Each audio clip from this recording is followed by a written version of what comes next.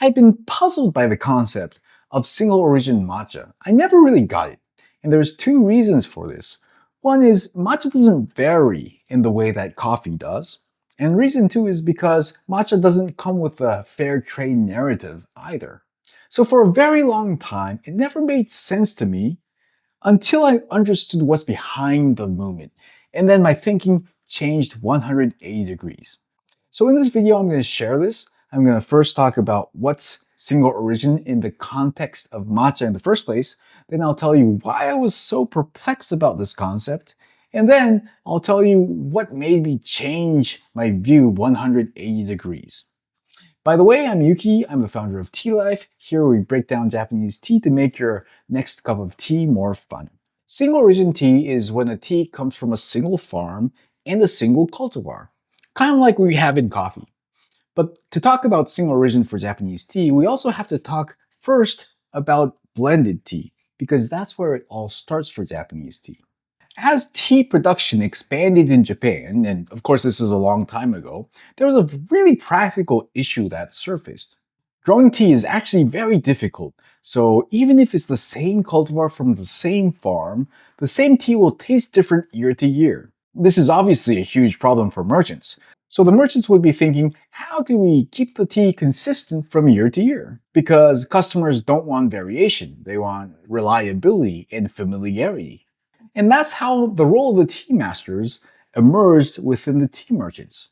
They could buy different ingredients of tea from different areas, and they can blend them to reliably replicate the same taste over and over again. So even if the taste of the ingredients change, by mixing the blend and changing the weightage of the blend, they can recreate the same taste.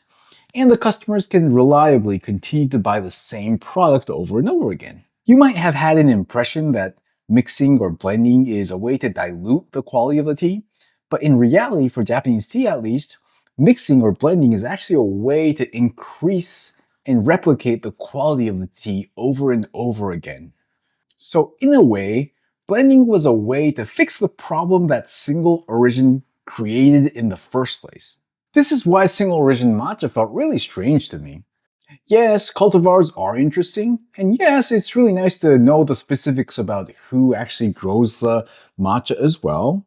The actual farmers, you can see their faces, that's nice. But I would argue that the impact isn't as dramatic as, say, coffee, because the taste doesn't change as much as coffee based on the processing or the origin of the tea. And again, historically, Japanese tea wasn't driven by ethical considerations and fair trade considerations either. So to me, a single origin matcha felt like trading a downgrade for a very weak upgrade. It really didn't make sense. So seeing this push towards single origin matcha felt excessive and unnecessary to me. So that's honestly how I was seeing this previously. Now, what changed my view has nothing to do with taste. First, let me tell you a little bit more about the Japanese tea business. So as the tea merchants over time, they grew stronger and stronger, the tea farmers began to face a different issue. They grew great tea, however, they had no control over the price of the tea, and their margins continued to shrink smaller and smaller. At the same time, with Japan's aging population, the rural communities were shrinking. Farmers were aging, successors were disappearing, and this posed serious economic and continuity challenges to the tea farms. This is where the Japanese government back in 2011, they pushed this legislation to create a movement called the Sixth Industry Movement.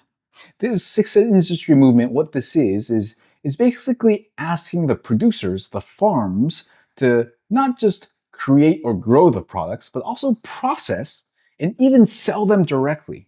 And that's what's called the Sixth Industry Movement in Japan.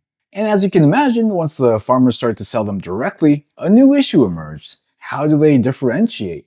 And that's where the single origin concept started to blow up in Japan. Currently, we see a lot of tea farms selling single origin products directly to consumers. So personally, having understood this, now I'm fully in support of single origin matcha.